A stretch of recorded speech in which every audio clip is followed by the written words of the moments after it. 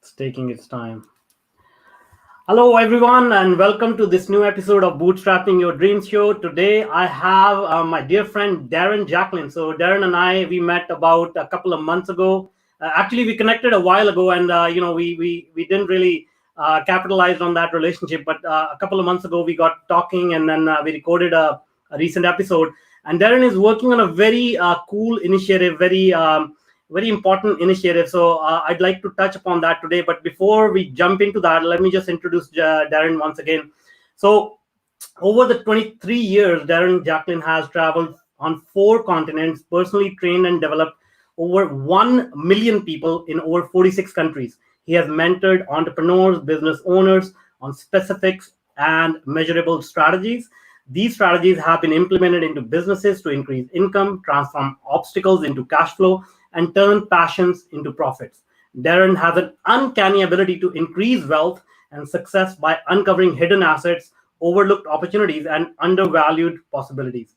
His talent has captured the attention of Tiger 21, family offices, Wall Street Journal, Yahoo Finance, NBC, CBS, CTV, CBC, Global TV, international radio stations, magazines, newspapers, movie producers, best-selling authors, CEOs, and business experts worldwide. Darren is featured as an international celebrity in the 2015 movie The Treasure Map. Darren currently sits on international boards of directors and advisory boards of public and private companies with his experience and has advised and successfully helped company list on NASDAQ. He has also personally trained 157 Fortune 500 companies like Microsoft, AT&T, Black & Decker, Barclays, as well as high school, college, and university students, and lastly, professional athletes. Darren is the co-founder of Solaris Resort and Estate, ultra luxury private islands, and is also very passionate about being a humanitarian, and is currently building a new primary day start school for kindergarten to grade 12 in the slums of Uganda. His experience has connected him with people in more than 130 countries globally. Darren, I'm sure there's so much more that you have done. Welcome to this interview. I'm grateful to be here. Thank you for allowing me to come here.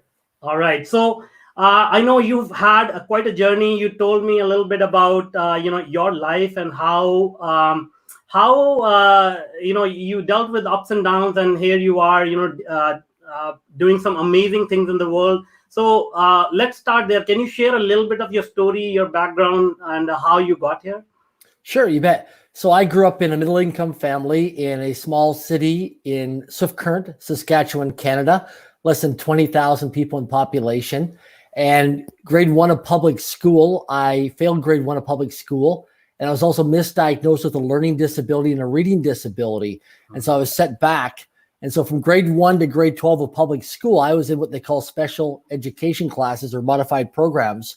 And so I didn't attend regular school. And so that really affected my self-worth and self-esteem and who I was as a little kid, a little energetic kid. And by the time I was 7 years of age, I created my first little company called Rent a Kid. And I would go out and cut grass and shovel sidewalks in the wintertime and deliver newspapers 6 days a week.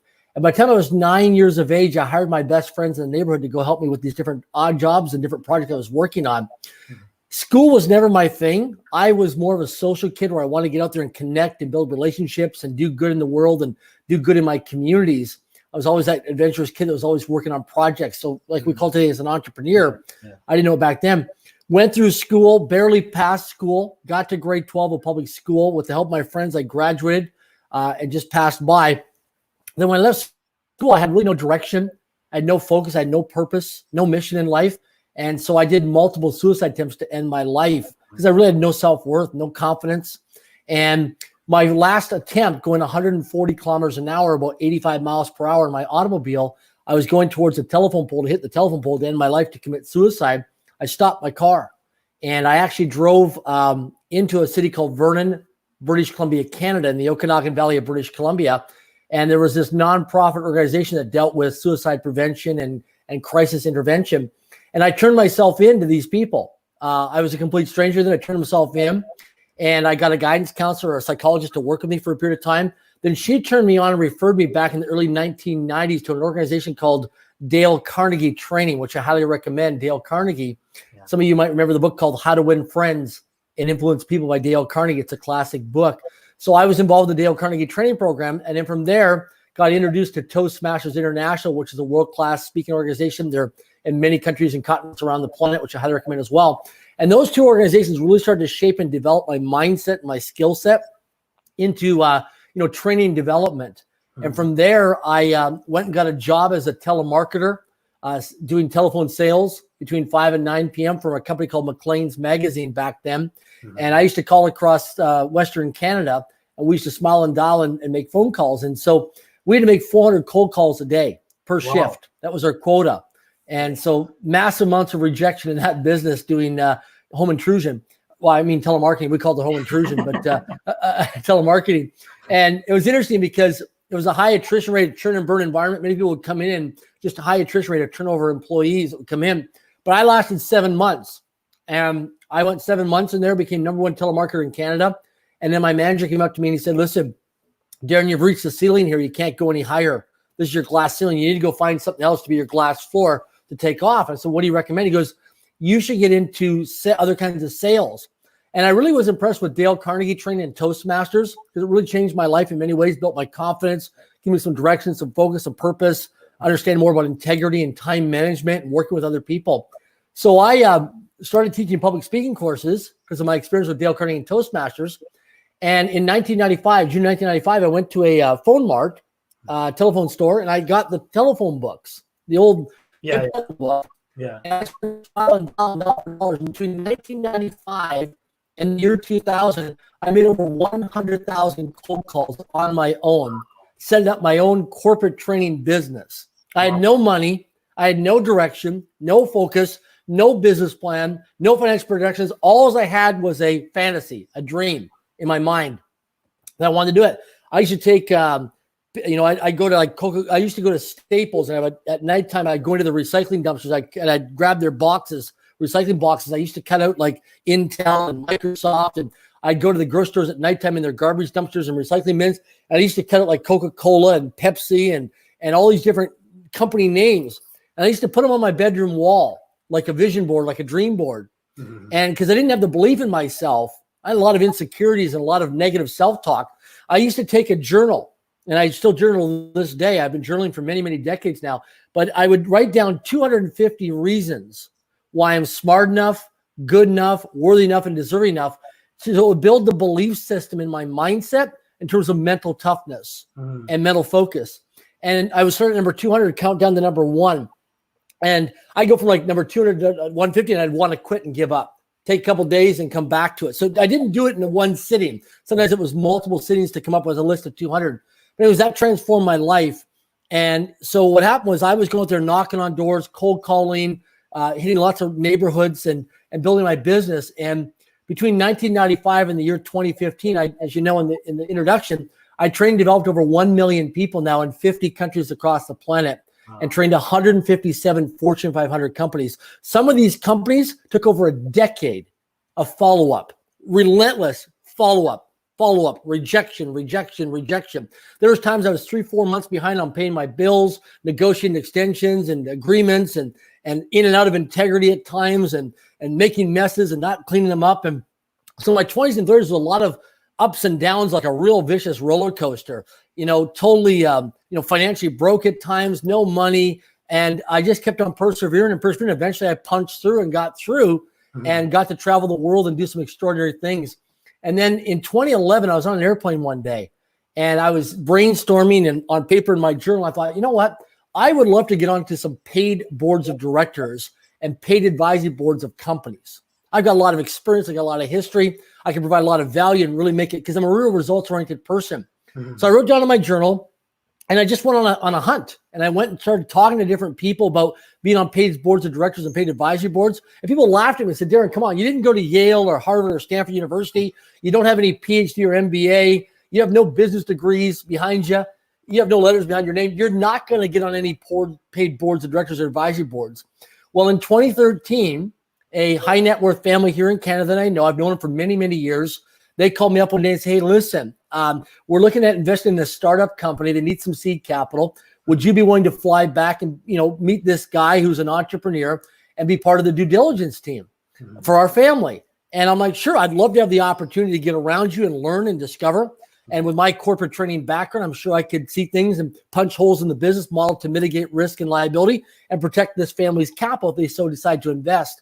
So I met with this entrepreneur multiple times over a period of time, went back to the family, and I said, you know what, I think you should invest in this company. I don't understand the business model so much because it was very advanced back then.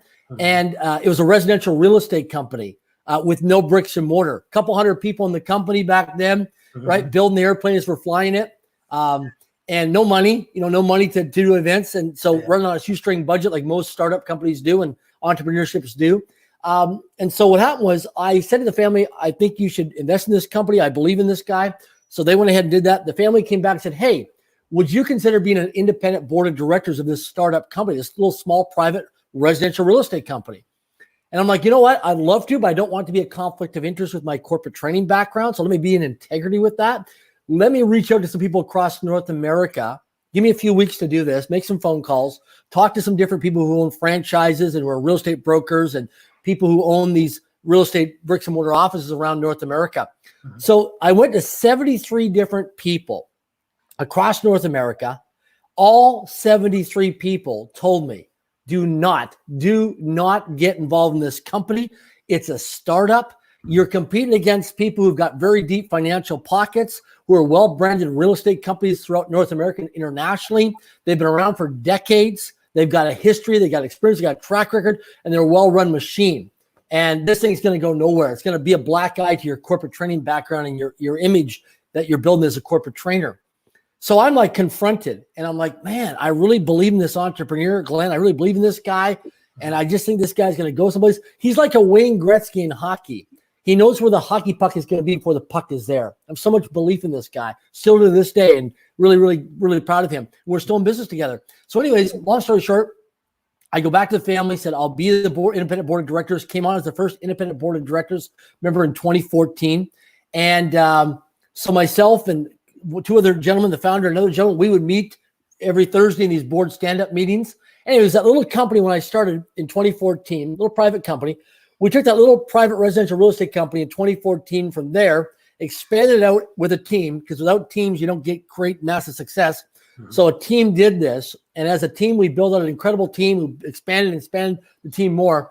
And today we're in 2020. This company now has 29,000 people all across the United States of America, all across Canada. We're in Australia and the United Kingdom.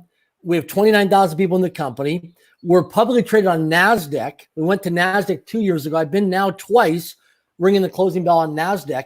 Our first day of trading on NASDAQ, we did over $1 billion US market cap of trading. Pretty impressive, over $1 billion market cap.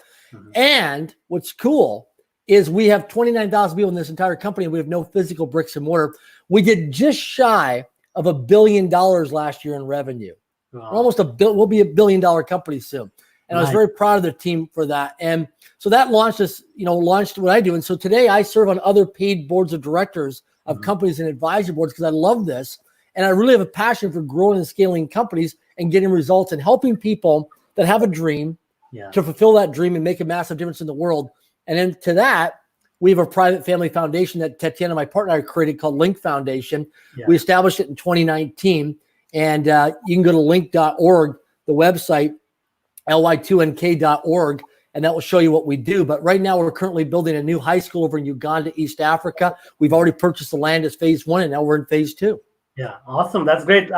One thing I want to point out here is, we are airing this live to about 200,000 audience globally, and there are some questions coming in. A lot of people are asking what they should do. My recommendation is, we are bringing this content, these interviews for your benefit. So listen to these.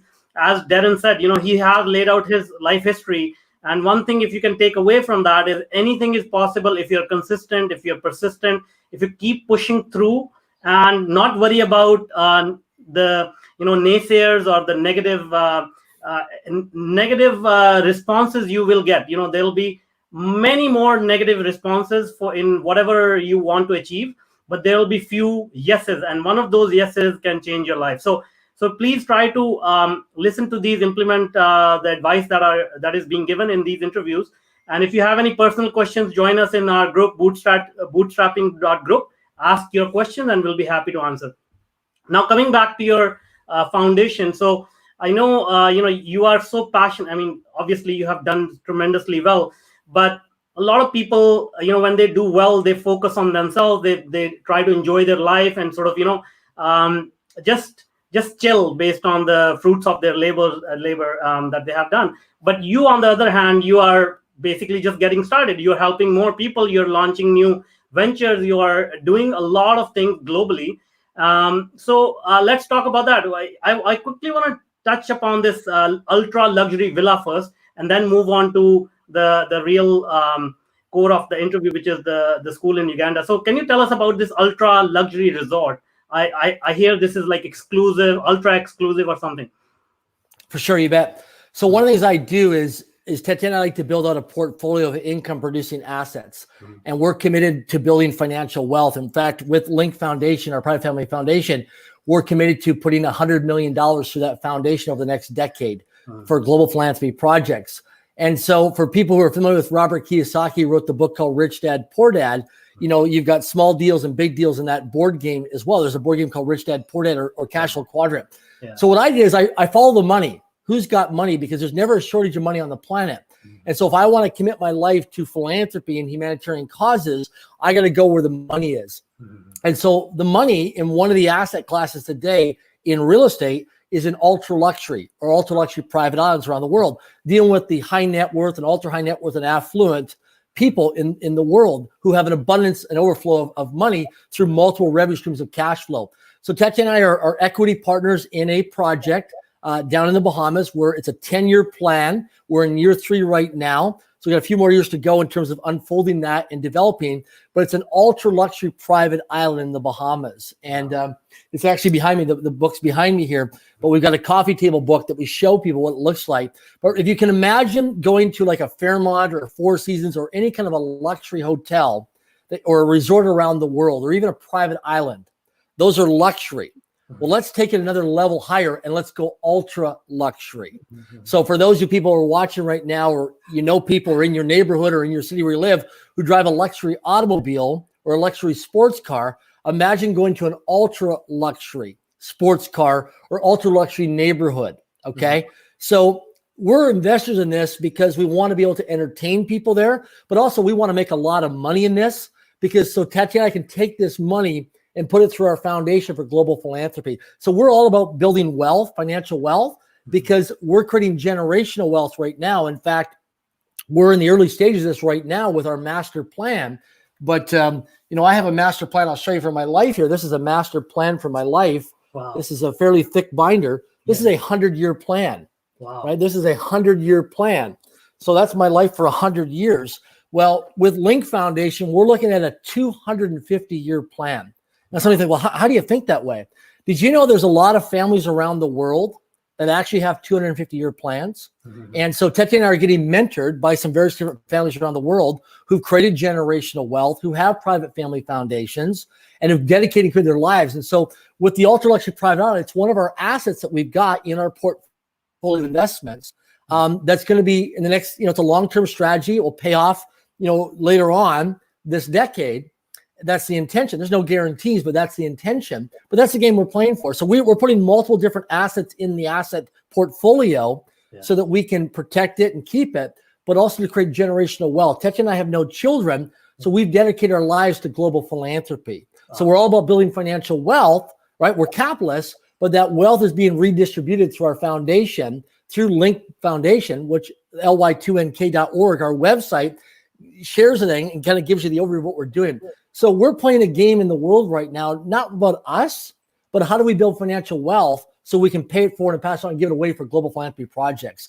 Because we live to give. It's our planetary assignment. And we feel that we're blessed to live on this planet and use all these natural resources. And we want to pay it forward and pass it on and bless other people with this blessing that we've been given our lives called life to live, in this, I live in Vancouver, Canada here, and I'm very blessed to live here in this first world country. And so we use these different financial vehicles that generate cash to then fund our foundation for global philanthropy. Awesome. This is great. And you know what? I want to highlight one thing. When we watch, these TV shows about the rich and famous, we get this image that you become rich by not caring about other people and just focusing on yourself. And I just want to highlight that point, that a lot of people like yourself who are successful, you are breaking that image, that stereotype that people have about successful people, that they don't care about anybody else. On the contrary, I believe the better you are, at taking care of other people, the more successful you are. So anybody listening, this is sort of the crux of life. And as Darren presented, like, he has a design for his life. He doesn't you don't just take life as it is. You actually proactively say, okay, this is what I want to experience, and this is how I want to get there. So these are the things you want to incorporate and learn from and do this in your life. So now let's talk about your foundation. So you have this huge initiative of opening a school in Uganda, and you're doing this in a very unique way. So let's talk about that first, and then also talk about what drives you to do these things. Like, these are not easy things, especially under lockdown, and people are not responsive. In fact, I sort of checked out for a few weeks, and you pulled me back in, and you said, hey, where the heck are you? We need you. So how do you get this drive to do these things for other people? Great question. So there's a great book that I highly recommend people read, especially if you're in a relationship or you have children. It's called The 5 Love Languages. Mm-hmm. It's a New York Times bestselling book by a guy named Dr. Gary Chapman, called The 5 Love Languages. And you can go online to Google and take 15 minutes of your life and do the quiz for free online, called the 5 Love Languages quiz, which I highly recommend. And my number one love language, based on this book and this quiz, is acts of service. Mm-hmm. And number 2 is words of affirmations. 3 is quality time. 4 is gifts, and 5 is physical touch. Mm-hmm. So I love to serve people and make a contribution and make a difference. But I never forget where I came from. Mm-hmm. I know what it's like to be a D student in school. I know what it's like to have no direction and focus. I know what it's like to be financially broke. I've lived on welfare for a couple months. I've been late on my payments on my bills. I've been flat broke financially. I've been homeless for a period of time. I've been through these adversities and failures and challenges. And one of the interesting things is, with all that, it creates a story about our life, right? Our voids create our values. And so in my life, one of the things I've really discovered is, like what we're doing with the Link Foundation, is really about serving humanity. So what we did is, I do a lot of media appearances. I serve on some high-profile boards of directors and advisory boards of companies throughout the world. So I have a lot of visibility, a lot of exposure. Plus, I love people, and I speak at a lot of conferences and conventions all over the world. So to answer your question, I get approached, like at darrenjacklin.com, my website. We're getting so many people all the time through darrenjacklin.com and through social media channels, always want me to mentor and coach people and serve on their advisory boards and help them with their startup companies and give them advice. And when I go to speak at a conference, I get mobbed with my people because I'm just so authentic and vulnerable, and I'm the real deal. Like, I'm the guy that, I've slept in my car. I've been on welfare. I've been flat broke. I know what it's like to be down and out more than once in my life. I know what it's like to have the odds stacked against you. So people really resonate with that, because I come from my, with vulnerability and authenticity, of more about, my adversities and failures and challenges most people can relate to, versus putting something on a pedestal. Oh, good for you, you've achieved all the success. Like, when I share with people that, hey, I've been to NASDAQ twice and rang the closing bell with a team of people, most people don't even know anybody's ever been there once to ring the closing bell on NASDAQ. So they can't relate to that in their world, but they can relate to struggling financially, or paying their bills on time, or having a lot of fear, doubt, or worry, or uncertainty.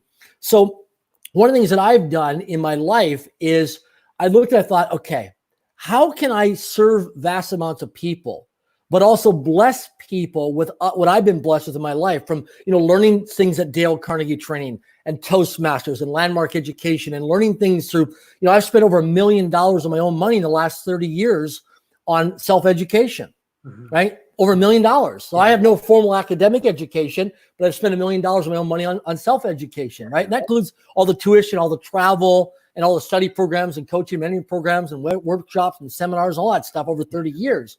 So I thought, what if we could take people from all walks of humanity, from all across the planet, and Q1, Q2, Q3, Q4, each quarter, put people through an accelerated training development opportunity, where they can connect and network and build relationship equity from people from all over the world. using technology and leveraging technology like Zoom video conferencing, like Slack, like WhatsApp, like Telegram, different apps and applications, put people through in a program, teach them about integrity, teach them about how to step out of their comfort zone into their learning zone and create how teams and team work. So what we do is we create a game, which you go to link.org, the website, ly2nk.org, you'll see a little segment on there called Game in the World. But if you just reach out to us through darrenjacklin.com or link.org, we'll give you some information and we can have a conversation. But every quarter, we onboard people from around the world, right? They come through a process. We put you on a team where just like kids like to play a game. Well, and guess what? There's no financial charge. Yeah. This is a $100,000 program. If you were to hire me, retain me, it would be $100,000 US that you would have to pay for this training program. I get paid between $25,000 and $40,000 a day when I go in and do corporate training. That's all verifiable. You can go to darrenjacklin.com and verify that. But the thing is that we put you through a program. Why? Because we want more humanitarians out there. We want you to get your money right. We want you to live a prosperous and abundant lifestyle. We want you to treat your neighbors and your friends and family with kindness and dignity. We want you to be a man or woman of integrity. So we live it, we model it through Link Foundation. But what we do is we bring people in. You come in through like an apprentice program for 90 days. You get high trained and developed in a high performance team with complete strangers. Because here's one of the cool things that we do. One of the first distinctions that we get present to in the Game in the World is all we are is a network of conversations. So just slow things down for a moment. Put your life on pause. Just think about that. All we are is a network of conversations. So if you just look at your life right now and think, your spouse, your partner that you're in love with right now, that you live with right now, the home that you live in, the job or career or business that you have, the automobile that you drive, the neighborhood you live in, that has all been manifested through a network of conversations by talking to other people. So we train and develop you over the course of the quarter through the Game in the World, how to talk to strangers. Because strangers are everything you want, everything you need, everything you desire in your life. When I was 7 years old and I created my little company called Rent-A-Kid, and by the time I was hiring my best friends in my neighborhood, what I did is I realized that strangers in my neighborhood where I grew up in Swift Current, Saskatchewan, Canada, they had everything I wanted in my life. I just had to go ring the doorbell and get into rapport with them, find a way to solve a problem or a challenge as a fair means of exchange for money, providing a value or a service. I got what I want. They got what they want. It was win-win. It was a fair deal. And so what we train people on is really how to level up and skill up in their lives. We have people that come from corporate America, corporate Canada, from corporate jobs as employees. We have entrepreneurs, self-employed people, network marketers, people from all walks of humanity that come play the Game in the World to support a humanitarian cause. So just like us, for example, let's say, you and I wanted to go get our pilot's license. Okay. We want to fly airplanes. Well, we can go ahead and we can pay all the money and buy all these manuals and read all these manuals, right? It's like watching wet paint dry for most people. It's so boring to read these manuals, right? So dry and boring. Or you say, guess what, man? Why don't we go down to an airport for a few hours? Let's rent a flight simulator, like a video game. Let's sit in this flight simulator and let's fly over North America in an airplane and let's learn by experiential learning. So with Game in the World, what we do is we train and develop people by putting you through different scenarios, different projects that we work on, just like children. Children love to play games. As adults, we play games. Guess what? You can make all the mistakes you want. You can screw up because you're in a safe environment. Because we have psychological safety. We create psychological safety.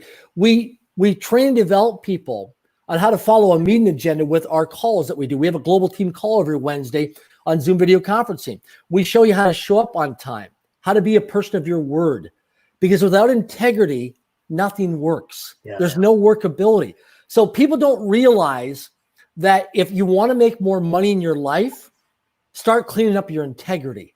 Start cleaning up all the messes in your life of integrity. Where are you out of integrity in your word?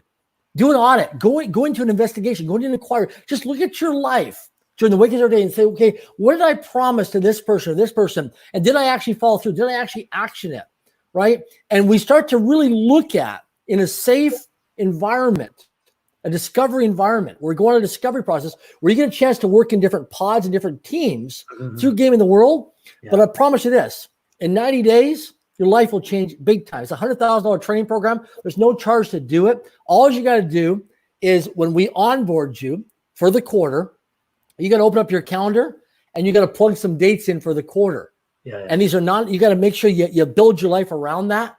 And we actually live your life with your heart and with your integrity, show up to the meetings on time, connect with your teammates, love all over them, show up to the games, and just watch how your life unfolds, because all we are is a network conversation. So if some of you are interested in this and you want to learn more about it, reach out through Link Foundation, so ly2nk.org or darrenjacklin.com, and just contact us. And myself or somebody else on the team will follow up with you, and we'll have a discovery call with you and unfold this for you and share with you what we're doing. But I promise you this, you're going to have a lot of fun. There's no hidden agendas. Right? There's no ulterior motives of this. It's the real deal. We just want you to live an extraordinary life and then just pay it forward and pass it on.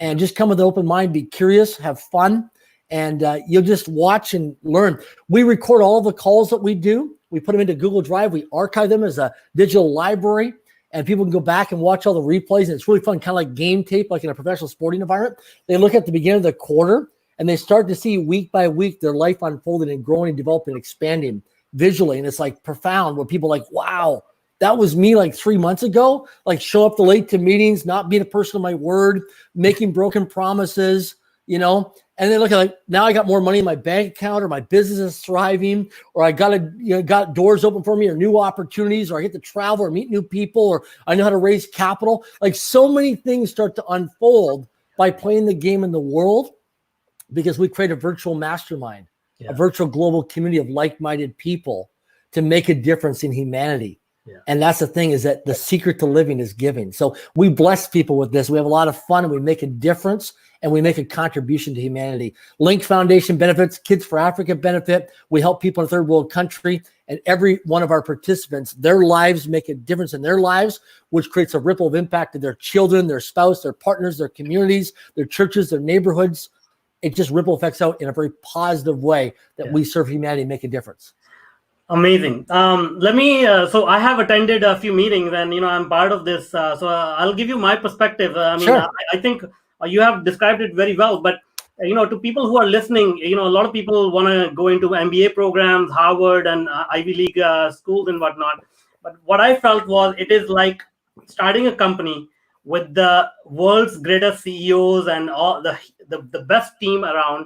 And it's like a collaborative environment where there is nobody who's saying, this is what you need to follow. This is our process. It's like, this is our common goal. Let's figure it out together and see what works. And then we try things, and, some things work, some things don't work. For example, I dropped out. Now I'm coming back in.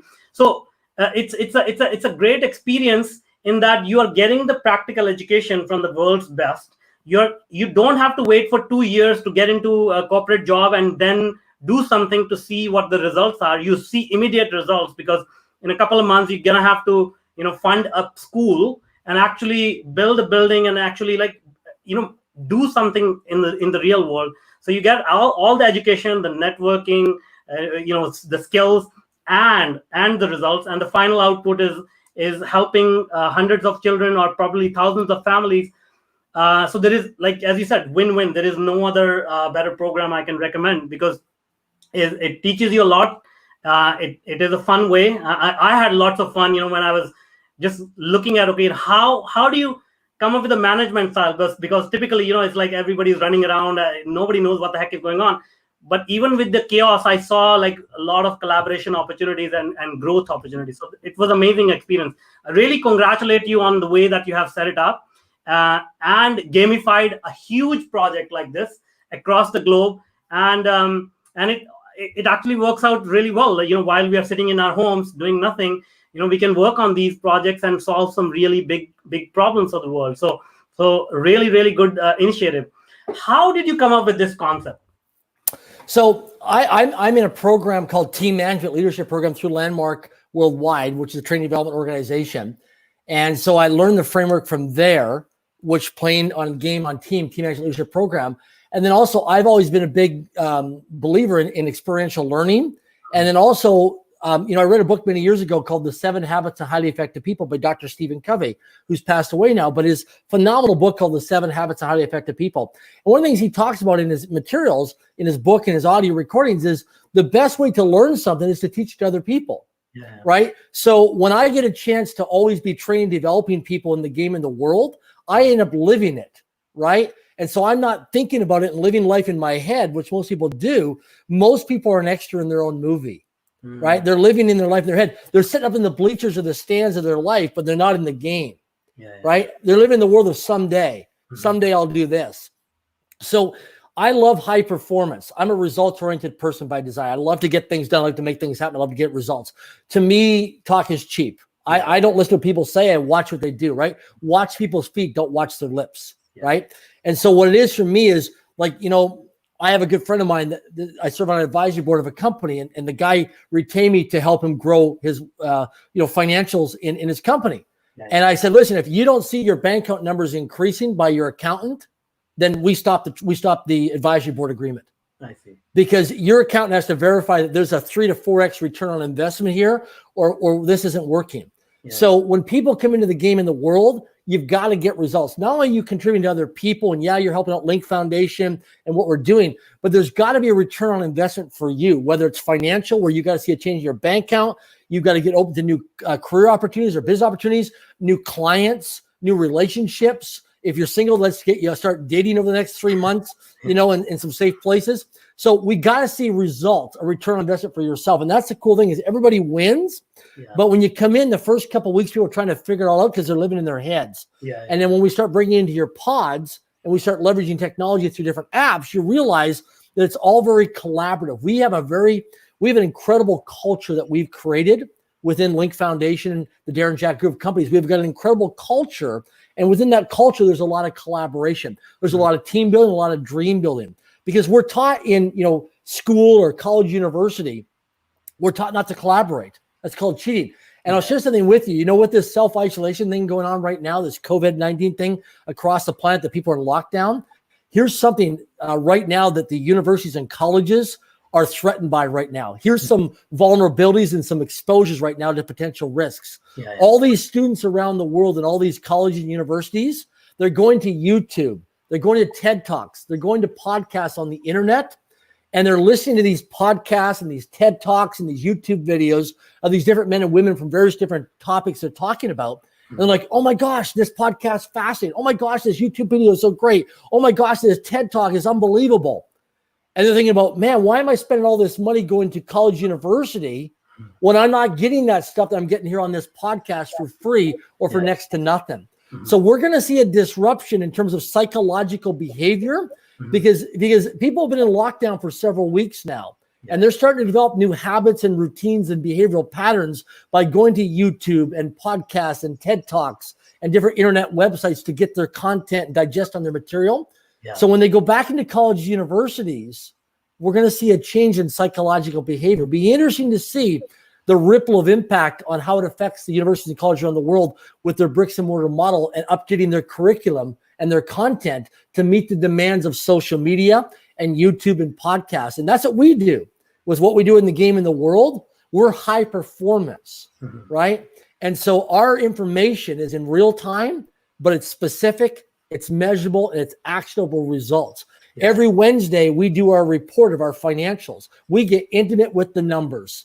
Right? Because numbers don't lie, people do. I used to hate numbers. I sucked as a kid in math class. But I know if we're going to give $100 million to our foundation for global philanthropy and leave a 250-year legacy for generational wealth to impact global philanthropy, I need to take it on and be in integrity and get intimate with numbers and get related to it of what's so I can be a leader and level up and skill up so I can make a global impact and a global difference. And that's what it's about. Step out of your comfort zone into your learning zone and becoming an extraordinary human being for your life, your family, your children, and humanity. Yeah, that's well said. So yeah, I mean, a lot is changing. As you said, behaviors are changing and the full impact will be felt, in a few months or maybe for sure. A few decades. But the one thing that you have highlighted again and again in this interview is it doesn't matter where you start. As long as you pull yourself up and you figure out, what is the next step you want to take and how do you learn? How do you want to learn? I mean, there's so much information available. Unlike, when we grew up, there was no internet, no YouTube, no blogging, no nothing. Yep. So we had to like come up with ways to just figure out things just based on our observation of the world, because even talking to somebody was intimidating. But now all these resources are available, so there is no excuse for someone to sit at home and say, okay, what is my next step, because there's so much help available. As long as you can take the initiative, you can push through it.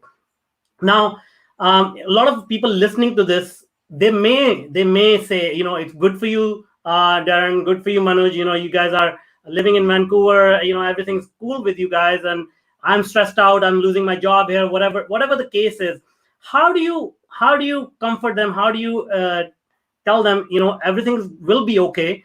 And one of the ways to feel okay is to contribute in initiatives like this, help others, and think about others rather than just being fixated about how our life is not going well. So any tips that you can give in terms of dealing with this stress of loss? For sure. Yeah. So the biggest thing is being in communication with other human beings. No matter what you're going through in your life right now, here's the cool thing about this. Mm-hmm. As human beings, we're all dealing with something in our lives, personally, professionally. We've all got something going on in our lives, every human being. If somebody doesn't, they're not being authentic. They're not being in integrity with themselves, okay? Mm-hmm. Every human being on the planet has something going on in their lives. So one of the key things is being communication. Now, it's going to seem awkward. It's going to seem weird. You may have body sensations where you're sweating, you're nervous, you're scared. It's total natural. It's total normal behavior, right? The key thing is all we are is a network of conversations. Anything you really want in your life is going to come from strangers. Strangers, everything you want, everything you need, everything you desire in your life. So 2 questions I always ask people is something to consider, is that for every question that we don't ask, the answer is no. So one of the things you want to consider is start making requests. And when we make requests, people will do one of 3 things. Step number 1, people will accept the request. Mm-hmm. Step number 2 is people can decline the request. And step number 3 is that they can counter offer the request. So accept it, decline it, or counter offer it. So for every question we don't ask, the answer is no. So one of the things I want you to consider is in your life, ask yourself this number 1 question. Where am I not requesting in my life? Where am I not requesting in my life? Where am I not requesting in my life? Think about that question for a moment. Where am I not requesting in my life?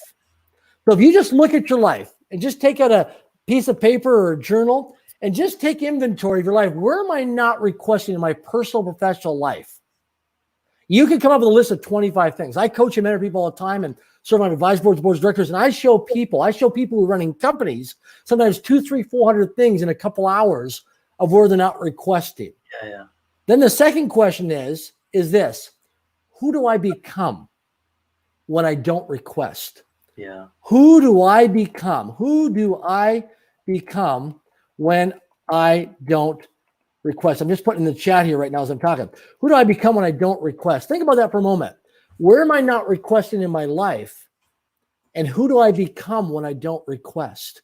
We play small. We contract. We come from lack and scarcity versus abundance and prosperity. We don't serve humanity. We don't serve our brothers and sisters. We don't serve our neighbors. We don't serve our loved ones. Who do I become? You see, people want to help other human beings. By design, we want to be in community. We want to collaborate. We want to share. We want to love people.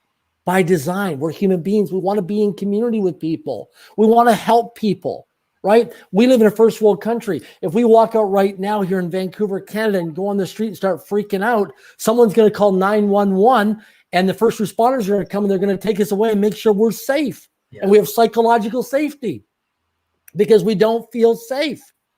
So where am I not requesting my life? I just want you to make a list as an action item to get something out of this discovery call today, is make an action item. Where am I not requesting in my life? And just go to work on that right now. When I first learned this by one of my mentors, I was so obsessed with this question, it kept me up all night. I couldn't go to sleep. Yeah. Okay. I have a flip chart behind me. I get on conference calls sometimes, video calls, and we work on these 2 questions. Where am I not requesting in my life? and who do I become when I don't request?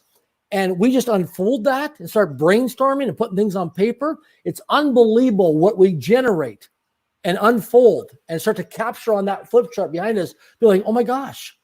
So for somebody right now who is struggling financially, take an inventory. Where are you not requesting? So you say, but Darren, I'm an acupuncturist and I run a small business and I'm a reflexologist or a massage therapist. And how am I going to request people?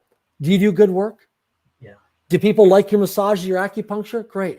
What if you could ask for some referrals? Ask for some testimonials. Ask for some endorsements. Ask for some people to make some introductions for you. Just request on people. Remember this. For every question you don't ask, the answer is no. And people are either going to accept it, decline it, or counteroffer it. But guess what? Give people an opportunity to accept, decline, or counteroffer. Just ask everybody. Listen, people watching this right now, I imagine a lot of people who love ice cream. I remember being a kid. When I wanted ice cream, I was a request-making machine for my parents. Like I was obsessed with making requests because I wanted that ice cream. Yeah. And I was going to do whatever it takes until I wore my parents down, until they finally gave in and said, okay, fine, you can have the ice cream. Because I was a request-making machine. I have a dog. I have a Bichon Shih Tzu. I'm not going to say his name right now because he'll come running over here because he thinks he's going to go for a WALK. And he'll get really loud in the background here because he gets really excited when he knows he's going to do that. But he is a request-making machine. He is a demand. He is unstoppable. When he wants to go on that WALK, which I'm not going to say because it will trigger him and he'll be over here in a moment. He is a request-making machine that he's obsessed with going with that because he's always requesting. Our children are always requesting, right? Mom, can I have this? Dad, can I do this? Dad, can I go here? They're request-making machines. So as adults, take it on. Where am I not requesting in my life? And who do I become as a human being when I don't request?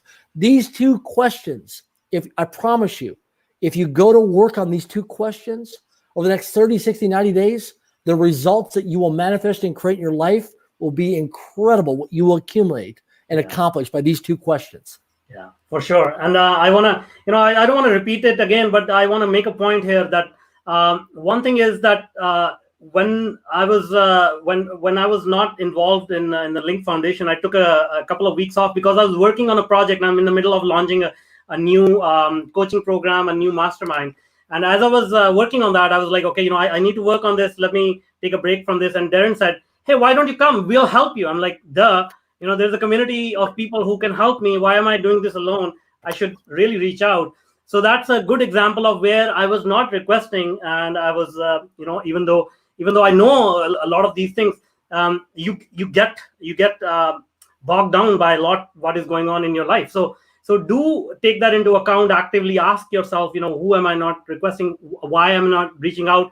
What am I afraid of receiving? Because if you're afraid of receiving, you won't be able to get what is truly your worth. I'll give you an example. I just a few years ago, I took this on one time. I saw this guy had a beautiful Mercedes-Benz car, luxury car. Didn't even know the guy.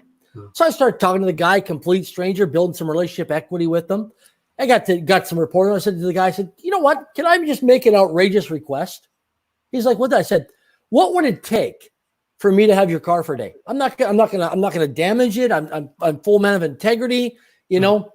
I'll pay for anything damage I did. I just want to drive this and dream build. I'll look after it. In fact, you can come with me. I just want to take it out on the highway, drive around, sit in it, feel it, dream build it. And this is an expensive automobile. We're going to do that. He goes, you want to take the car out? What day? I said, well, this Saturday. Good. What time do you want to pick up the car keys? And I'm just like, well, man, we just met, man. Like, you don't know if I just got out of jail. I've got a criminal record, So like this is over $100,000 car. Mm-hmm. Like this wasn't a 1970 car. This is a brand new car, 6 months off the car lot. And he's giving me a car. But I was in San Francisco one time, Fisherman's Wharf. And I took on these two questions. Where am I not requesting in my life? And who do I become when I don't request? And I just started asking people at Fisherman's Wharf, hey, do you mind if I have $20? Do you mind if I get a discount on this? And you'd be amazed when you start asking people. You go to restaurants, you go to hotels, you go to rental car agencies, airports. You just start making requests. Hey, what would it take to get 10% off, my purchase day? What would it take to get 25% off buying this product?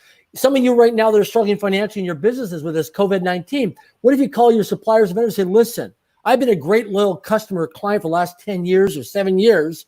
Listen, I need to restructure my finances right now with this COVID-19 thing right now. I've taken some impact here.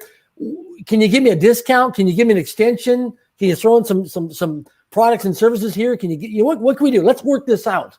Well, let's make it fair.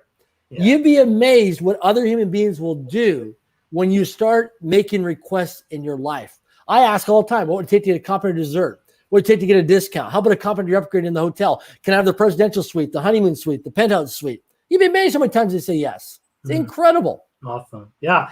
And to your point, a lot of people don't ask because there's this fear of rejection. So as long as we can overcome that fear of rejection and ask, and the thing is, the better you get at asking, the more requests get yes. Well, it's interesting when we talk about rejection, right? So here's something to consider about rejection. When we make a request, people will accept, they'll decline, or they'll counteroffer. Yeah. But here's the interesting thing about this. I've done this thousands of times all over the world in 50 countries. When people do step number 2, which is decline, usually they're employed in a company or business organization, and they have a policies and procedures, or they don't want to get in trouble from their supervisor or their boss or the ownership or the manager of the company. But in their heart, they're like, oh, I'd love to help out this customer right now. I'd love to give them a complimentary dessert or give them 10% off their meal, right? Give them a discount. But they don't want to get in trouble. But if we look at it from a numbers perspective, because some people watching right now are numbers people, and they're always, numbers wise. If you accept, decline, or counter offer, the numbers are actually in favor statistically if you actually make requests, because people will accept or counter offer. And some people who love watching and doing negotiations, like, oh my gosh, it's kind of like fishing. Yeah. Because now sometimes when I go make requests, Ted and I are traveling, right? And I'll make a request for something. Sometimes ridiculous requests I'll make, right? Just for fun, right? Because I'm just playing the request game. Yeah. I'm looking at where I'm not requesting my life. And I'm like, oh my gosh, that was so easy. I wish the person would have counter offered so we could have did a little negotiation dance here a bit, and a little bit more of a little bit of a back dance, and we could have danced in the request here right now. I mean, that was just so easy. Yeah. And you'd be amazed when you start making requests how people will offer things to you. It's incredible how people will offer things to you, right? And I just go to work on these 2 questions and just watch how it unfolds in your life and watch the results that you start to generate and produce. It's amazing. Amazing. Thank you so much for sharing that. I hope, a lot of people are asking questions about their career or whatever. So, of course, we will try to get back to that. But these are higher level concepts, and if you apply these concepts, they affect your life in many ways. Where what career path you pick, what profession you pick, it doesn't really matter, because these are life skills you can apply anywhere, and if you apply them, you'll be successful in any career you pick. So that's what we are trying to bring here, because we are going through uncertain period right now. So if we give you advice, hey, learn this and you'll be fine, it may or may not work. But what we are giving you is universal, is applicable everywhere globally. So that's what we are doing, and we'll get back to your questions and answer those. Once again, Darren, I really want to thank you, and I want to commend you for the work that you're doing in the world and how you're doing it, making it interesting and just bringing people along, and contributing into their lives.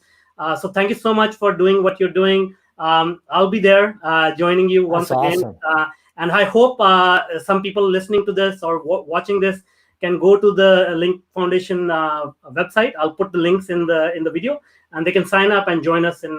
Sure. Can I give everybody just a bonus strategy now? Of course, yeah. So let's just unpack for just a couple minutes why New Year's goals and New Year's resolutions don't work. Mm-hmm. And when people set a goal, because I get asked all the time around the world, people say, I set goals, but I didn't achieve them, or I set New Year's resolutions, I didn't achieve them. So here's just something to consider. Let's use health for a moment. Let's use weight loss. Okay. So let's hear examples. Somebody has a goal right now, or a dream or target to release 20 pounds. Let's say 10 pounds. Okay, so 10 pounds. So mostly what they do automatically is they'll say, I want to lose 10 pounds. Mm. So I listen to people's language, because when you say I want to lose 10 pounds, the human brain picks up on the word loss or lose, which means when you lose the 10 pounds, it has to go look for it and find it again. Mm. Okay, so we want to change our verbiage or our language to say, I'm going to release 10 pounds, not lose 10 pounds. I'm going to release 10 pounds. Step number 1. Next thing is the reason why people do not achieve their goals or New Year's resolutions, because I struggled this in my early days, is number one is the goal. And you know this by playing the game in the world, how we're very precise on people's language and what they're committed to and what they say because their word creates their world. So number one is when people have a goal or a dream, and I see this all the time when people are pitching me for, startup companies and raising capital. And when I'm serving on boards and advisory boards and consulting with people, I've listened to their language because I want them to win. So number one is when somebody has a goal or dream, it's got to be specific, it's got to be measurable, and it's got to be actionable. So let's use release 10 pounds for a moment. So let's, for example, you and I are talking and you want to release 10 pounds. I'm like, okay, great. So I'd say to you, by when? By when? So it's specific, it's measurable, and it's actual. You say, well, I want to release 10 pounds by July 15th of 2020. Just making that up, right? We're speculating that. Mm-hmm. So okay, great. So how do you plan to do it? So step number one is got to be specific, measurable, and actionable. The next strategy is you have to have a strategy to do that. So let's say, for example, you say, I'm going to work out 4 days a week. So I say, okay, great. Show me your iPhone or your mobile phone or laptop or desktop or your calendar. Let's put this into your calendar right now, 4 days a week, between 7 a.m. and 8 a.m., that 1 hour every morning, 4 days a week. You're going to do cardio or weights at the gym or fitness center or work out in your home or your apartment building. You're going to work out. And at the end of each day that you're doing your fitness training, you're going to text message me that your workout is complete. And at the end of the week, you're going to give me the results of a report of an executive summary that, hey, Darren, I worked out 4 for 4 this week. I'm 4 for 4, 3 for 4. Okay. Now, the thing is, step number one is specific, measurable, actionable strategy. Number two is the strategy. And number three is the accountability. See, most people when they have New Year's goals or resolutions or goals, number one is the goal is not specific, measurable, and actionable. There's no strategy, so they don't put it into their calendar to bring it into existence to make it alive. Where does it live? What are you doing during the waking hours of your day? What's the action steps? Your phone calls, your meetings. What do you actually? If I was a fly on the wall, would I actually see you working out to release the 10 pounds? What would I see you getting out of your refrigerator? What would I see you shopping in the grocery store? What kind of exercise would I see? How much water would I see you drinking? Okay. And number three is accountability. Are you actually being accountable for what you say, what you committed to? Because without integrity, nothing works. And those are three things as a bonus strategy that I want people to take away today, realizing with their goals and their dreams, why they're not manifesting and achieving them, because they're not specific, measurable, and actionable. There's no strategy linked to it, put it into their calendar, and there's no accountability. Very important. Yeah, very important point. So guys, please, again, I just listened to this interview and a bunch of others that we have published over and over again. I cannot even believe how much value our guests are providing. I mean, these things, I'm sure you like. It's kind of hard to get this kind of knowledge, and we are giving away for free. But the key thing here is to listen to this and implement it in your life. If you just listen to it and say, oh, you know what, I had a fun time listening to this interview, and then off you go and watch Netflix or do something else, it's not really going to change anything. So please do take action and connect with us. Darren is how can they reach out to you? So I'll put the website links, but is there any other way that you prefer how people can reach out? Yeah, you can either go through darrenjacklin.com or our other website with our family foundation is link. So it's ly2nk.org. So either ly2nk.org, which is link.org, or darrenjacklin.com. Great. I'll put those links in the social media posts that we make and help people reach out easily. Love to make a difference. Thank you so much, Darren. I really appreciate it. Thank you. Thank you.